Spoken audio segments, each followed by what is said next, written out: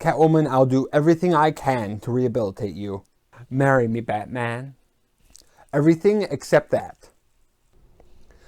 Hi, old chums, I'm Bobby, and welcome to Dusty O Movies. Today we're turning the spotlight on that fiendishly feisty feline film, the Catwoman, by taking a look at her top 4 stories on the 1966 Batman TV series. So, pour yourself a saucer of milk and put on some leopard print pajamas as we start our Catwoman countdown, right?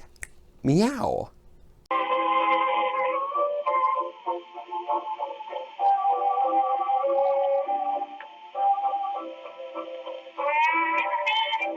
When Batman creators Bob Kane and Bill Finger were putting together that first issue of Batman, they thought it needed some extra element. Sex appeal. So they created a female cat burglar who could serve as a femme fatale and romantic interest for Batman, and they called her the Cat. Later known as Catwoman, she became a favorite of comic book readers. But in 1954, there was a catastrophe. The Comics Code came into effect, which forced comic book writers to downplay or eliminate violence and sex from their comics. Holy boring, Batman! And Catwoman vanished from sight. That is, until 1966. The campy TV series Batman was already kapowing in the ratings, and they had already done several famous comic book villains. And now it was time for Catwoman. Julie Newmar played Catwoman in the first season, but had a back injury, so Lee Meriwether played her in Batman the movie. Julie returned for the second season, but was shooting McKenna's Gold during the third, so Eartha Kitt stepped in. These 3 women made Catwoman a pop culture icon and brought her back to the comic books. And here are their best appearances. Number 4 on our countdown is the Season 3 two-parter, The Funny Feline Felonies, and The Jokes on Catwoman, starring Eartha Kitt as Catwoman and Cesar Romero, aka this dude, as the Joker. The Joker has been released from prison early due to his good behavior, and immediately hooks up with Catwoman. Warden Crichton, you've done it again! Catwoman and the Joker follow the clues on an old parchment to find 1 million pounds of gunpowder in order to blow a hole in the Federal Depository. The third season is typically the worst of the series, with sloppy writing and cheap-looking sets. Welcome to Bruce Wayne's greenhouse. And while this episode does suffer a little from that, what makes this stand out is the teaming between Catwoman and the Joker. Eartha looks like a cat. She's sexy, but she also seems to be the most dangerous of all the Catwoman, and is the only one who gets into a physical fight. She also has great chemistry with Cesar Romero's goofy Joker, and it's apparent from their very first scene. Wanna lift, big boy? Make it look good, Catwoman, the way we planned. They're probably watching us. Get into this car, or I'll blow whatever little brains you have out. She's kidnapping me! Honest! She's just pretending, but it sounds like she means it. While the plot is a little weak, and even the Joker calls it out by saying, can't we just steal a bunch of dynamite? It moves along really well. They commit a lot of crimes, so there's plenty of action. And they meet a lot of colorful characters like Little Louis Groovy and Lucky Pierre. And it makes this two-parter fun from start to finish. And that's what 60s Batman is all about.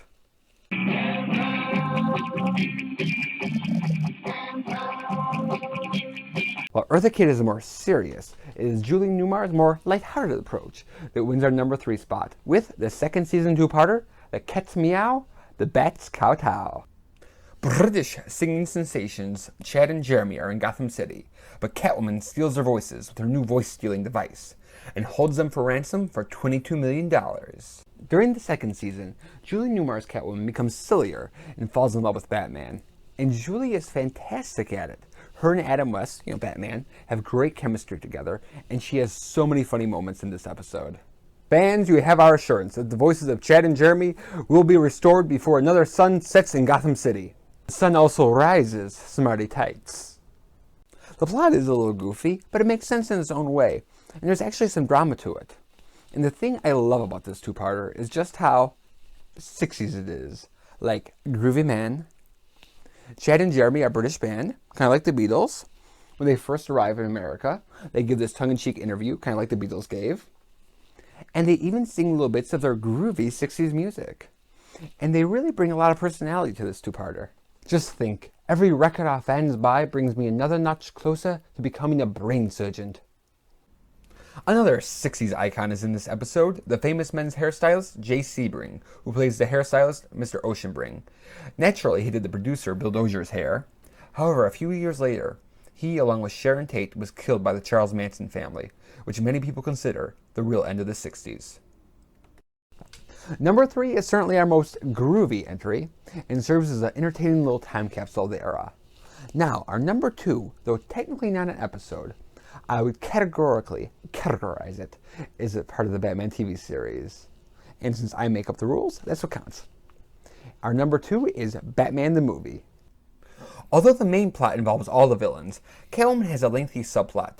In order to trap and kill Batman, Catwoman, in the disguise of Miss Kitka, the Russian journalist from the Moscow Bugle, goes on a date with Bruce Wayne so that the Penguin, Joker, and Riddler can kidnap him. Later, she joins her fellow felons in trying to conquer the world. The movie is like a big version of the show, and Catwoman has so many great things to do in it. Like when she goes on the date with Bruce Wayne and neither one of them knows each other's secret identities, or when she's busting around the other villains. And while Julie Newmar is the best Catwoman, I saw the movie before I saw the series, and Lee is my personal favorite. She moves in a very cat-like way, which she did at her audition, but she also downplays the character more. For Batman standards. I'm acting with subtlety! Her Catwoman is more sinister and serious. But with the 3 guys hamming it up, Mr. Joker, I'm talking about you, I think you need that straight man, and it makes her stand out. This approach is especially effective when she's playing Miss Kitka, because you can really believe that Bruce Wayne would fall in love with her, and the drama of that works. And so does the comedy, and those scenes when they're together are not only the heart of the film, but also some of the highlights. I close my eyes and I dream of savage Cossacks racing over the steppes on the brutal mission. How strange. I close my eyes and I dream of something quite astonishingly different. The dream approaches a climax. Not yet. Be more slow. The innuendos are all over the place. And while all the villains are great, Lee really holds her own. And now, for the number 1 spot on our top 4 Catwoman countdown. Her very first appearance in the Season 1 two-parter, The Perfect Crime, and Better Luck Next Time. Catwoman has stolen 2 golden cats from museums. Batman and Robin go to her hideout, but are almost eaten alive by man-eating tigers. They escape and capture her henchman Felix. However, Catwoman puts the 2 cats together, and her and her henchman Leo use them to try to find the lost treasure of Captain Manx.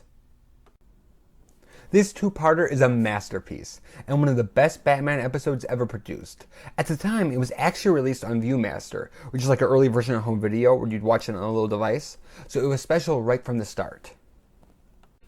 The story opens at night in a museum, and the security guard is standing there, and a whip takes the gun out of his hand, and then he's attacked by a cat.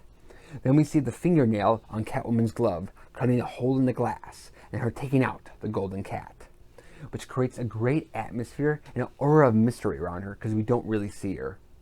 A lot of the episode takes place at night, and it's really the darkest and most atmospheric episode they ever did. As for Catwoman herself, Julie Newmar is perfect. She actually didn't want to play the role at first because it was kind of a last-minute offer, but then her brother, who went to Harvard, jumped up and said, "Julie, you've got to do it! It's the most popular show at school!" And she is sexy, sinister, and loves to toy with Batman like a cat with a mouse. And she also has some great lines. "Felix, you could brush my pussy willows before you leave, and don't go against the fur. I'll treat them like they was my very own. It's a little risque for my show, but they did it 50 years ago, so why not?" Her henchmen are well fleshed out too. Felix is jumpy and more nervous, and Leo is more confident. And it not only makes the villain scenes more interesting, but it also gives Julie something to play off of. And it makes it the perfect Catwoman episode. Tell me, what did you think of it, Joker? Delicious, absolutely delicious. Well, if it's good enough for the Joker, it's good enough for me. So thank you for watching Dusty Old Movies, and have a categorically cat-tastic day.